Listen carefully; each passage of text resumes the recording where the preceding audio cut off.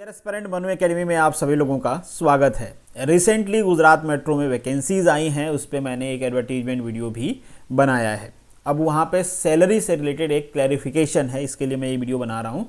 और एक आप लोगों का कन्फ्यूज़न है जो कि आई विज़न से रिलेटेड है, मतलब विज़न से रिलेटेड आप लोग क्वेश्चन पूछ रहे हो तो उसको भी डिस्कस करेंगे। डिस्कशन में आगे जाएं उससे पहले मैं आपको यहाँ पे एडवर्टीजमेंट दिखा रहा हूँ 2017 का। ये भी गुजरात मेट्रो का ही एडवर्टीजमेंट है, ये भी कंपनी, मतलब आप वही है, दोनों को कंफ्यूज मत हो जाना है आपको कि मेट्रो लिंक एक्सप्रेस लिखा हुआ है तो ये गुजरात मेट्रो का एंटरप्राइजेस नहीं है, दोनों सेम इंटरप्राइजेस हैं। वैकेंसी भी जो पोस्ट निकाला गया था वो सेम था और सेम क्वालिफिकेशन है, एज, मेडिकल स्टैंडर्ड सब कुछ सेम है, बस नंबर ऑफ वैकेंसीज यहाँ पे ज़्यादा थी। और यहाँ पे आप जो अभी 2021 में आई है वैकेंसी, यहाँ पे नंबर ऑफ वैकेंसीज कम है। बट हमारी बात यहाँ पे वैकेंसी को लेके नहीं है, हमारा क्लैरिफिकेशन है यहाँ पे सैलरी को लेके। तो हम सीधा चलते हैं अपने सैलरी वाला सेक्शन में। एक और मॉडिफिकेशन है एग्ज़ाम से रिलेटेड। यहाँ पे जो एग्ज़ाम का पैटर्न था वो अलग था, 2017 की बात कर रहा हूँ। 2021 की बात करें हम तो यहाँ पे जो एग्ज़ाम का पैटर्न है वो अलग है। यहाँ पे जो रिटेन मार्क जो रिटेन का एग्ज़ाम होगा 100, गुजराती 20, बट यहाँ पे जो रिटेन था 160 का था, गुजराती तो है ही है, बाकी पर्सनल इंटरव्यू भी था, तो बाद में इंटरव्यू को हटा दिया गया तो यहाँ से भी हट गया। ऐसा कहा गया क्लास 2 या उससे ऊपर वाली पोस्ट पे इंटरव्यू होगा तो यहाँ से भी वो मतलब इंटरव्यू का जो सेक्शन था उसको हटा दिया गया। अब हम जाते हैं सैलरी में। 2017 में जो सैलरी मेंशन किया गया है पहले मैं उसकी बात करता हूँ। क्यों बात कर रहा हूँ मैं आपको दिखाऊंगा। एग्जैक्टली जब मैंने सैलरी से डिस्कशन किया था तो काफ़ी सारे लोगों का उसमें कमेंट्स आए थे। इवन दो जो लोग वहाँ पे जॉब कर रहे हैं उनके भी कमेंट आए कि वहाँ पे कुछ मिस्टेक्स है। क्या मिस्टेक्स है देखते हैं। यहाँ पे 2017 में 2 ईयर का आपका ट्रेनिंग पीरियड था, जिसमें आउटबाउंड ट्रेनिंग पीरियड प्रोग्राम भी था। आउटबाउंड क्या है, मतलब उस समय पे जो गुजरात मेट्रो है उसके पास अपना इंफ्रास्ट्रक्चर नहीं था ट्रेनिंग के लिए, इसलिए वो बाहर भेजते थे, बेंगलोर भेजा गया था, तो उसकी बात की गई है। अभी का जो एडवर्टीजमेंट है उसमें स्टार्टिंग में जो आपकी पोस्टिंग होगी वहाँ पे मेंशन किया गया है कि 2 ईयर तक के आपको रखा जाएगा ट्रेनिंग कम प्रोवेशन पीरियड पे। जैसे कि यहाँ पे मेंशन किया गया है appointment on training come probation period for the period of 2 year, और जो आउटबाउंड वाली ट्रेनिंग थी उसको हटा दिया गया है क्योंकि अब उनके पास इंफ्रास्ट्रक्चर है, आपकी ट्रेनिंग गुजरात में होगी। ठीक है, इतना तक तो ठीक है।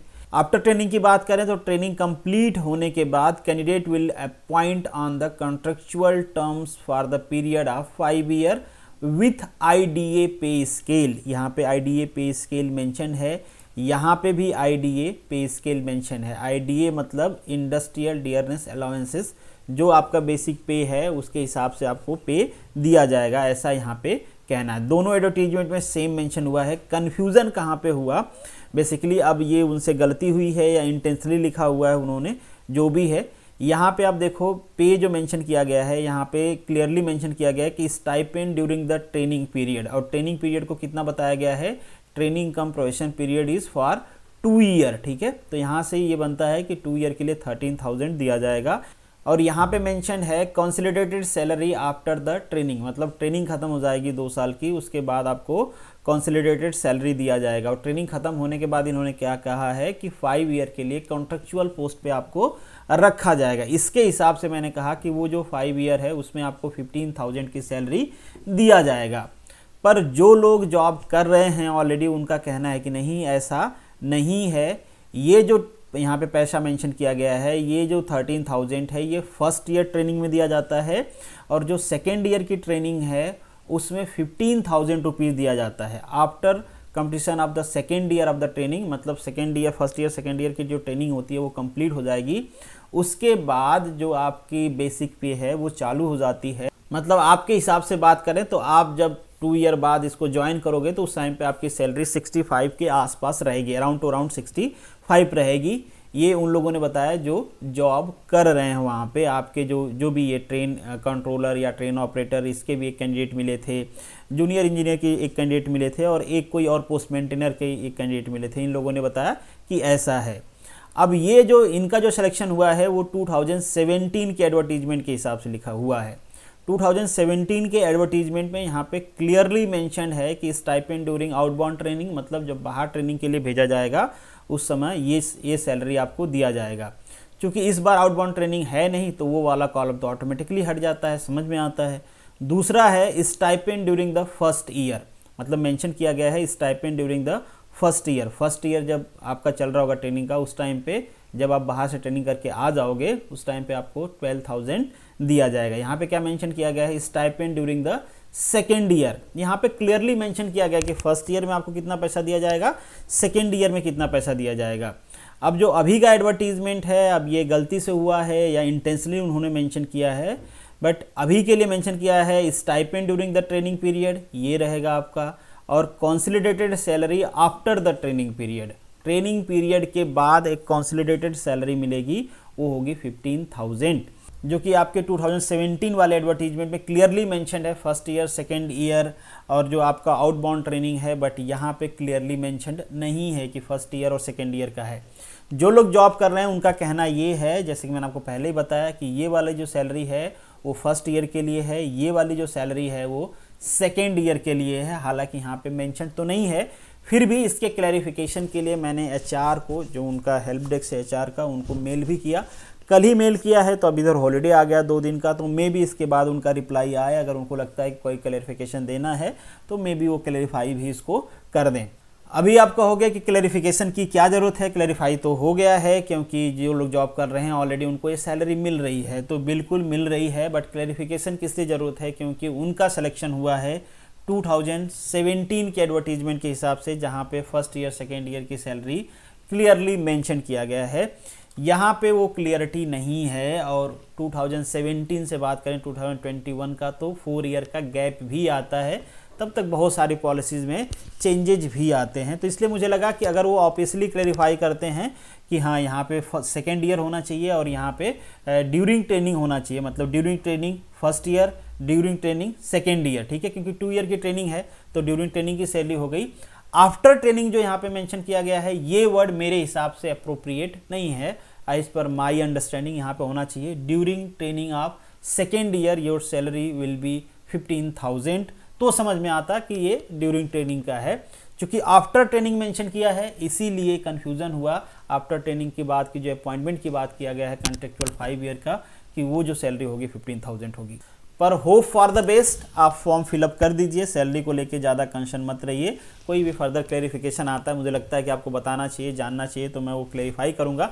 अभी के लिए आप ये मान के चलिए कि यहाँ पे ये जो मेंशन किया गया है कंसोलिडेटेड सैलरी आफ्टर ट्रेनिंग, इसको मान लीजिए consolidated salary during second year of training, जैसा कि जॉब करने वाले बता रहे हैं उनके पर्सपेक्टिव के हिसाब से। और इसको मान लीजिए ये आपका स्टाइपेंड है during the first year of training, और ट्रेनिंग के बाद आपको मिलेंगे 65,000 के आसपास। तो पूरा मोटिवेट होकर तैयारी करिए। अगर ऐसा रहता है तब तो कोई क्लैरिफिकेशन की ज़रूरत नहीं है। अगर ऐसा नहीं रहता है, कुछ चेंजेज है, इन्होंने ये सब इंटेंशनली लिखा है और कुछ क्लैरिफिकेशन आता है, तो मैं वीडियोस बना दूंगा। तो और अब बात कर लेते हैं आपके मेडिकल स्टैंडर्ड की, मतलब आपके विजन की। तो यहाँ पे A1 और यहाँ पे भी A1 मेंशन किया गया है, but not less than the A3, और यहाँ पे B1 मेंशन किया गया है। होप कि आप इसके बारे में जानते होंगे, नहीं जानते होंगे तो उनके वेबसाइट पे एक नोटिफिकेशन ऑलरेडी दिया गया है, आप उसको एक बार रीड कर लेना। ये वही नोटिफिकेशन है जिसमें A1 का मतलब होता है कि आपका विजन 6/6 होना चाहिए। अब ये 6/6 मतलब एक तरह से डिस्टेंस है। सपोज कर लीजिए कि कोई ऑब्जेक्ट है, उसको 6 फीट से क्लियरली देखा जा सकता है, तो आपका विजन भी ऐसा होना चाहिए कि आप भी उसको 6 फीट से क्लियरली देख पाओ। अगर आप नहीं देख पा रहे हो, दैट्स मीन कि आपके पास नंबर है और आपका विजन 6/6 नहीं है।